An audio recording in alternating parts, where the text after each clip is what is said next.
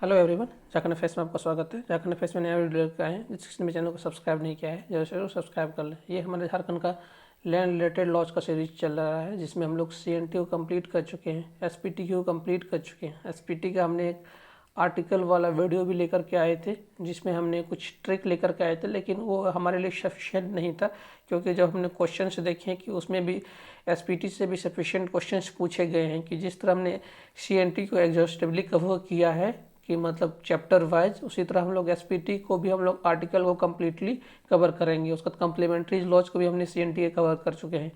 JPC 11th को हम लोग टारगेट कर रहे हैं। जेपीएससी में इसमें लगभग 24 से 26 मार्क्स के क्वेश्चंस पूछे जाते हैं, और झारखंड एसआई का भी एग्ज़ाम आने वाला है, और झारखंड जेटेड का भी एग्ज़ाम आने वाला है, झारखंड हाई स्कूल टीचर्स का। उसका जेएसएससी के हर एग्ज़ाम में इसकी बहुत ज़्यादा प्रासंगिकता है। इसलिए जिस किसी ने भी हमारे चैनल को सब्सक्राइब नहीं किया है जरूर सब्सक्राइब कर लें। हमारे लैंड रिलेटेड लॉज और हमारे जितने भी अदर सीरीज है जरूर देखें, आपके लिए बहुत ज़्यादा बेनिफिशियल होंगे।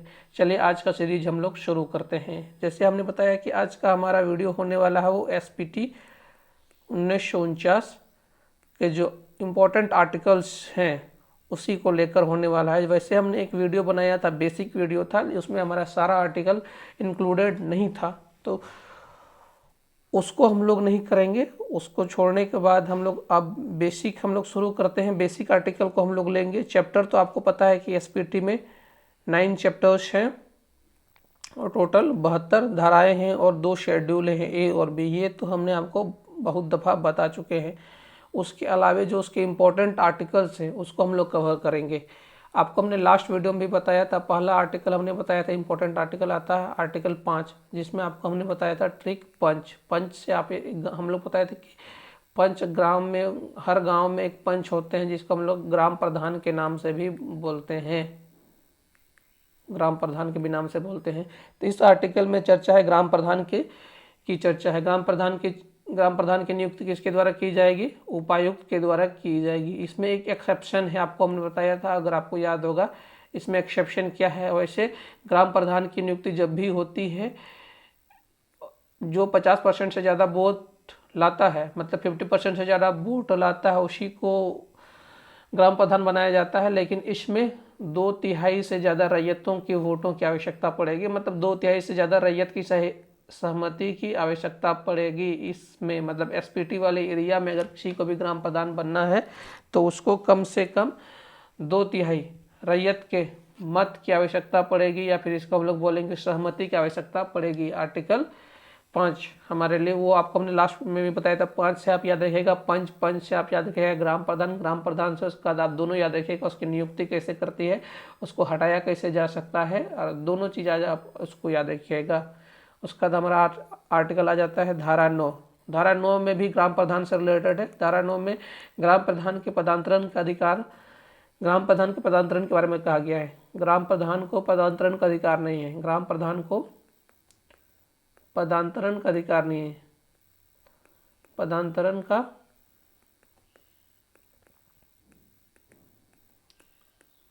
अधिकार नहीं है, ग्राम प्रधान को पदांतरण का अधिकार नहीं है। ये भी आपको हमने बताया था लास्ट वीडियो में। उसके बाद हम लोग आ जाते हैं आर्टिकल 12। 12 से आप याद रखिएगा दर्जन। दर्जन क्या होता है? हमेशा बंटवारा होता है, मतलब हम लोग दर्जन में कोई भी चीज़ खरीदते हैं तो दर्जन से आप क्या याद रखिएगा? वर्गीकरण या फिर बंटवारा। इसमें किस चीज़ का है? रैयत के वर्ग का चर्चा है, रैयत। दर्जन से आप याद रखें बंटवारा। बस एक नॉर्मल सा ट्रिक है। तो इसमें क्या होगा? रैयत के वर्ग की चर्चा है, वर्गीकरण की नहीं, रैयत के वर्ग की चर्चा है। आप कंफ्यूज नहीं कीजिएगा, रैयत के वर्गीकरण की चर्चा नहीं है, रैयत के वर्ग की चर्चा है। उसके बाद हम लोग आ जाएंगे आर्टिकल 5, 9, 12। ये आपको हमने बताया था। उसके बाद हमारे लिए एक इम्पोर्टेंट आर्टिकल आ जाता है अगला 14। आर्टिकल 14 कहता है कि ज़्यादातर रैयत वाले भूमि में ज़्यादातर अधिकार, मतलब डिसीजन मेकिंग पावर उपायुक्त के पास होते हैं। ये चीज़ आप याद रखिएगा, ज़्यादातर अधिकार उपायुक्त के पास होते हैं। तो इसमें कहा गया है कि बिना उपायुक्त की अनुमति के रैयत को बेदखल नहीं किया जा सकता। बिना उपायुक्त की अनुमति के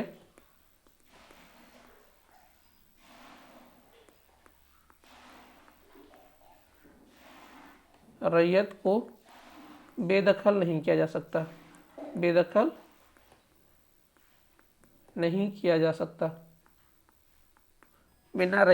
बिना उपायुक्त की अनुमति के रैयत को बेदखल नहीं किया जा सकता, यह हमारे लिए आर्टिकल 14 कहता है। तो हमने देखा 5, 9, 12, 14। 5 में पंच, 9 में ग्राम प्रधान का पदांतरण, 9 से आप पदांतरण याद रखिए, 9 से पदांतरण याद रखिए, 12 से दर्जन याद रखिए, उसमें बंटवारा याद रखिए, 14 में बिना उपायुक्त के अनुमति के किसी भी रैयत को बेदखल नहीं किया जा सकता। उसके बाद हम लोग आ जाते हैं आर्टिकल 15। 15 भी आपको हमने बताया था। इसमें आपको हमने एक चीज़ बताया था कि एसपीटी में जिस भूमि को जिस चीज़ के लिए प्रयुक्त किया गया आपको उसी चीज़ के लिए उपयोग करना है। उसके अलावा आप किसी और चीज़ के लिए उपयोग कर रहे हैं, मतलब अगर एसपीटी में कोई भूमि खेती युक्त है, अगर खेती की जगह आप वहाँ पर इंडस्ट्री के लिए यूज़ करते हैं तो वो इलीगल हो जाता है। उसके अलावा जिस चीज़ के लिए और प्रावधान दिए गए हैं उसी के लिए आप प्रयुक्त कर सकते हैं। उसके बाद बहुत बार एसपीटी में संशोधन हुए हैं, उसमें कुछ कुछ छूट दी गई, जो छूट दी गई उसी चीज़ के लिए आप एसपीटी वाले क्षेत्र में, मतलब संथाल परगना वाले क्षेत्र में उसी चीज़ के लिए प्रयोग कर सकते हैं। उसके अलावा आप अगर प्रयोग करते हो तो एसपीटी के तहत तो इलीगल माना जाएगा। तो एसपीटी में पहला छूट क्या दिया गया है यहाँ पर कि आप अपने भूमि में ईंट और खपड़े बनाने वाला इंडस्ट्री या फिर अपने लिए इसका उपयोग कर सकते हैं। ईंट और खपड़े बनाने के लिए इसको आपको हमने लास्ट में भी बताया था, लास्ट वीडियो में भी बताया था। इसका प्रयोग कर सकते हैं आर्टिकल 15 के तहत। मतलब एसपीटी में जो भूमि जिस चीज़ के लिए प्रयुक्त है उसी के लिए आप इसको प्रयोग कर सकते हैं। उसके बाद एक इसको आर्टिकल के तहत नहीं याद रखिएगा, नोट के तहत याद रखिएगा। आपको हमने लास्ट वीडियो में भी बताया था। इसको शायद कहा गया है कि अगर जो महुआ का पेड़ होता है, महुआ का पेड़ होता है, चाहे वो सरकारी भूमि में हो चाहे वो आपकी भूमि में हो, उसको काटने का परमिशन आपके पास नहीं है। उसको काटने के लिए आपको परमिशन कहाँ से लेना पड़ेगा? अनुमंडल पदाधिकारी से। अनुमंडल पदाधिकारी से मतलब ब्लॉक ऑफिसर से आपको इसकी परमिशन लेनी पड़ेगी। चाहे वो आपका पेड़ हो चाहे वो सरकारी पेड़ हो, महुआ का पेड़ को काटने के लिए आपको किसकी परमिशन लेनी पड़ेगी? अनुमंडल पदाधिकारी को। इसको आप नोट में याद रखिएगा, इसको आप आर्टिकल के तहत नहीं याद रखिएगा, इससे क्वेश्चन पूछे जाने की संभावना बढ़ जाती है। 15 में आपको ईंट और कपड़ा बनाने का अधिकार दिया गया है। तो 15 के बाद आर्टिकल 18 में आपको उससे एक अगला अधिकार दिया जाता है, कच्चा घर और पक्का घर बनाने का अधिकार दिया जाता है। कच्चा घर और पक्का घर बनाने का अधिकार दिया जाता है, बनाने का अधिकार दिया जाता है एसपीटी के तहत। याद रखिएगा 15 में कच्चा घर बनाने का अधिकार दिया जाता है, सॉरी ईंट और खपड़ा बनाने का अधिकार दिया जाता है। आर्टिकल 18 में पक्का घर बनाने और कच्चा घर बनाने का अधिकार दिया जाता है। उसके बाद आर्टिकल हमारा 19, आर्टिकल 19 भी हमारा इम्पोर्टेंट हो जाता है। देखिए मान लीजिए अगर आपके पास कोई भूमि है, भूमि का टुकड़ा अगर मान लीजिए बहुत छोटा है, अगर भूमि का टुकड़ा का पर लगान की वैल्यू या फिर जिसको हम लोग बोलते हैं टैक्स की वैल्यू 3 रुपये से कम है, 3 रुपये से कम है, 3 रुपये से कम है, तो उस भूमि का उपविभाजन नहीं किया जा सकता है। उपविभाजन नहीं किया जा सकता है। ये आर्टिकल 19 कहता है कि मतलब अगर आपके पास कोई जोत है, जिसको हम लोग बोलते हैं भूमि का टुकड़ा, आपके पास कोई जोत है, उसकी लगान की वैल्यू या फिर टैक्स की वैल्यू 3 रुपये से कम है, तो उस रैयत के जोत की भूमि को उपविभाजन नहीं किया जा सकता, उसका और टुकड़ा नहीं किया जा सकता। इसकी चर्चा किस में है?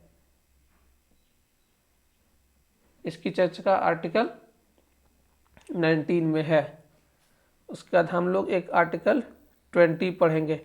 इसको हम लोग आर्टिकल 19 में, इसके बाद है जोत का विभाजन और लगान का वितरण की भी चर्चा है। हम लोग इसमें बोलेंगे जोत का विभाजन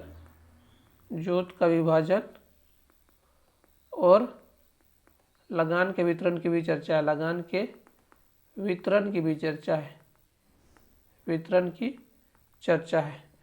और एक हम लोग लास्ट में देख लेते हैं, जैसे हम लोग 12 में भी देखे थे रैयत के वर्ग की चर्चा है। अब 12 और 20 को आप लोग साथ में याद रखिएगा, 12 और 20 इसमें रैयत के वर्गीकरण की चर्चा है, इसमें कंफ्यूज नहीं कीजिएगा। 12 में रैयत के वर्ग की चर्चा है, 12 के बाद 20 में रैयत के वर्गीकरण की चर्चा है, रैयत के